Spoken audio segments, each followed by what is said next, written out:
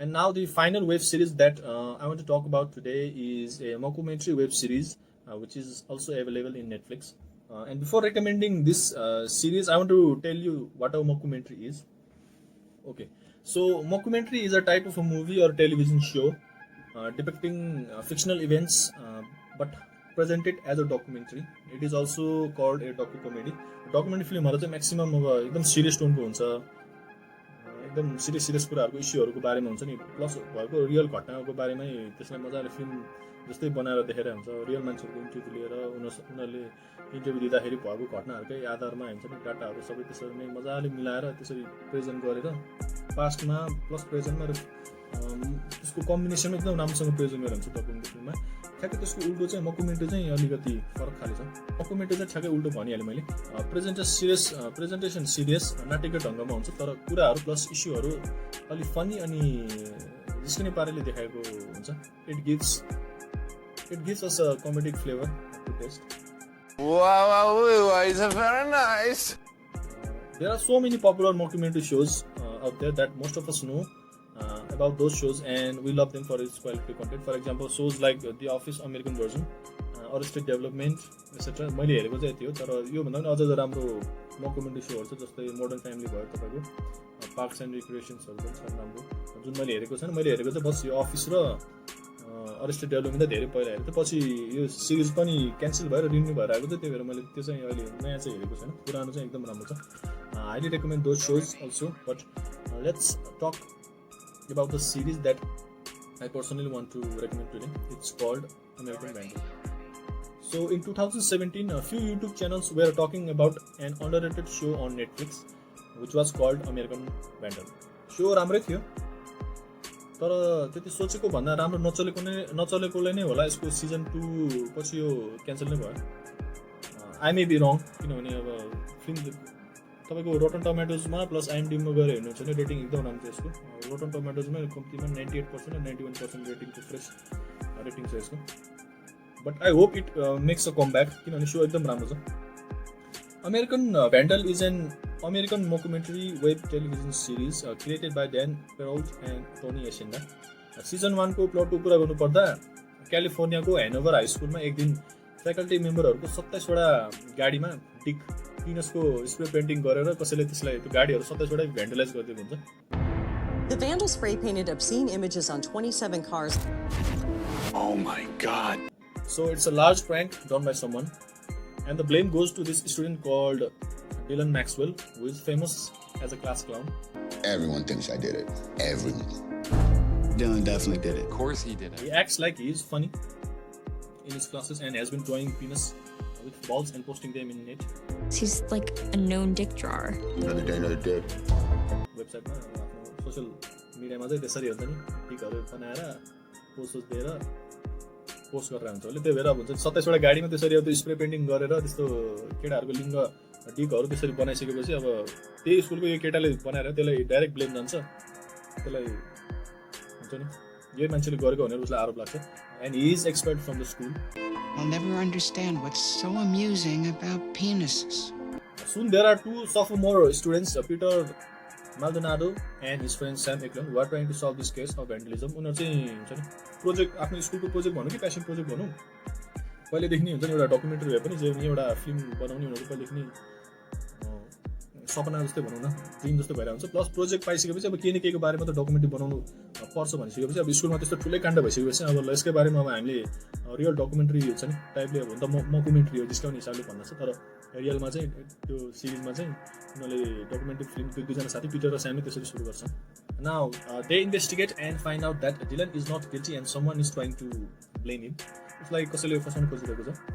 बिस्तारै अब उनीहरूले सबुत खोज्दै जाँदा फ्याकल्टी मेम्बरदेखि लिएर स्टुडेन्टहरूको इन्टरभ्यू लिएर लास्टमा त्यो केस चाहिँ सल्भ गरिदिन्छन्।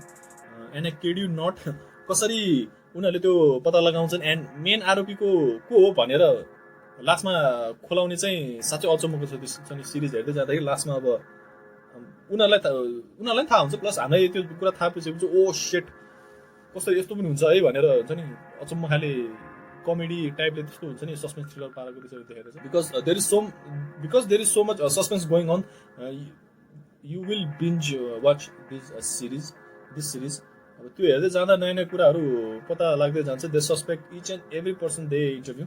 सो हेर्दा हेर्दै एकदम रमाइलो लाग्छ. It can be called a comedy thriller series. एउटा नयाँ जर्ना त हुन्छ नि धेरैहरू भन्दा त ठिकै छ. It can be called a comedy thriller series. You won't get board.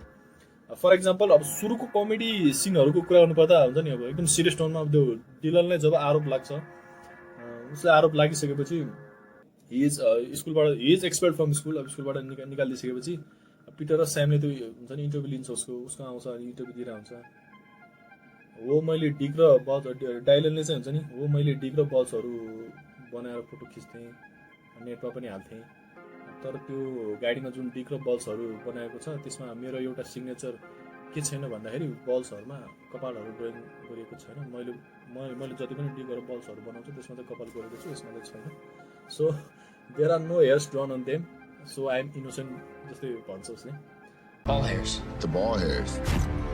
They're different. It's just one piece to the puzzle.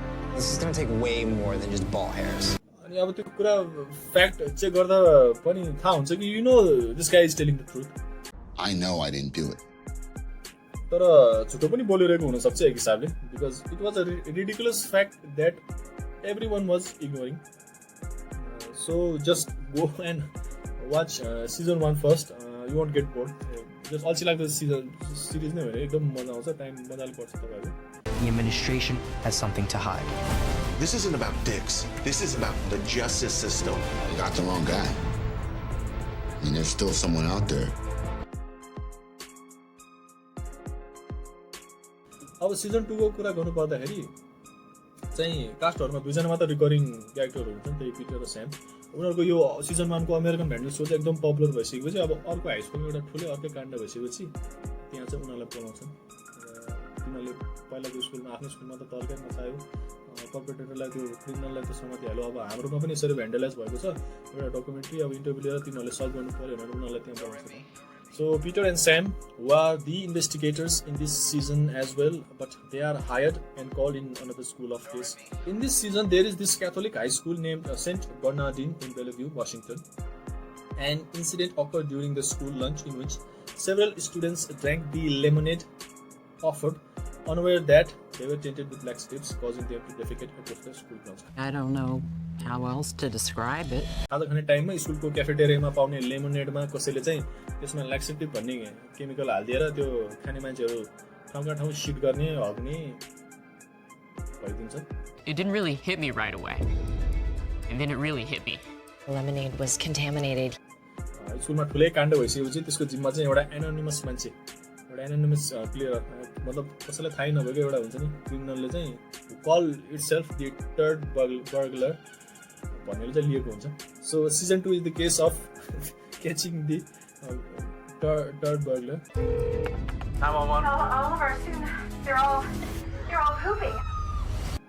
Peter र स्यामलाई चाहिँ सिजन 1 को उनीहरूको अमेरिकन भ्यान्डल सो उनीहरूले जुन पुरै खिचेर एडिट गरेको हुन्छ त्यो नेटमा हालेर एकदम चलिसकेपछि यो केस पनि सल्भ गर्न भनेर बोलाएको थियो मैले भनिहालेँ. I'm contacting you because we have a vandal. He goes by the name the Turd Burglar. Season 2 मा चाहिँ त्यो टर्ड बर्गरले चाहिँ टाइममा स्ट्राइक गरिरहेको छ. सिजन 1 मा चाहिँ कस्तो छ भन्दाखेरि एउटा क्राइम भइसक्यो पुरा अब होल सिरिज नै हुन्छ नि त्यो कसले गरेको भनेर खोजिरहेको हुन्छ. यसमा पनि यो कसले गरेको भनेर हुन्छ नि अब त्यस्तो लेमिनेडमा त्यसरी जहिले झाडा पखला लाग्ने त्यो औषधि राखेर सबै स्टुडेन्टहरूलाई झाडा पखला लाग्ने गरी ठाउँका ठाउँ छेर्ने भइसकेपछि त्यस्तो काण्ड गर्ने चाहिँ एउटा टर्ड बर्गलर भन्नेले त्यो जिम्मा लिइसकेपछि अब यो होल सिरिजमा पनि त्यसलाई खोज्ने तरिका हुन्छ नि त्यसलाई खोज्ने त्यसलाई त्यो मान्छे कसले गरेको त्यो पत्ता लगाउने केसमा जान्छ भन्दाखेरि टाइममा चाहिँ फेरि पनि हुन्छ नि त्यो गुसँग रिलेटेड टर्डसँग रिलेटेड नै क्राइमहरू चाहिँ भइरहेको हुन्छ. अब टिचरहरूले हुन्छ नि के फेरि खाजा खाँदाखेरि गु खुवाइदिने त्यस्तो 2-3 केसहरू हुन्छ. लास्टमा बिस्तारै समाउँछ त्यसलाई एउटा मात्र काण्ड गरेर त्यो मान्छे भाग्दैन. It keeps on striking and that is a fascinating point of this season. What if the motive is just poop is funny? Poop is funny. यसमा पनि कमेडिक सस्पेन्सहरू छन् and all the actors have acted very well. Season 2 is also amazing. You should definitely go and watch it. Actually गएर हेर्नुहोस् यो पनि एकदम मजाको सिरिज छ. सिजन 1 सिजन 2 मजाले हेर्नुहोस् डेफिनेटली हँसाउँछ. You will be refreshed. Each season has only 8 episodes. एउटा सिजनमा जम्मा 8 एपिसोड छ. दुईवटा सिजनमा टोटल 16 एपिसोडहरू छ. मजाले टाइम पर्छ तपाईँहरू. So season 1 and 2 both are full of entertainment. Who is the turd burglar?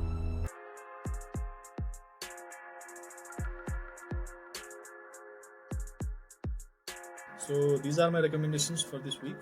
I will be back soon with more recommendations. So like and share the video if you have enjoyed them, and subscribe for more of those videos. तो like और share ठोक दीजिए महाकाल का दबा के like और share ठोक दीजिए. Please comment if you have watched these films and series I have recommended. You can also recommend me the movies or series you have watched. पूरा साल मेहनत करता हूँ आपके लिए बेटा. ऐसा नहीं चलेगा, ऐसा नहीं चलेगा. लाइक ठोकी दबा के. Stay at home, be safe, watch movies and series you love. See you soon. Namaste.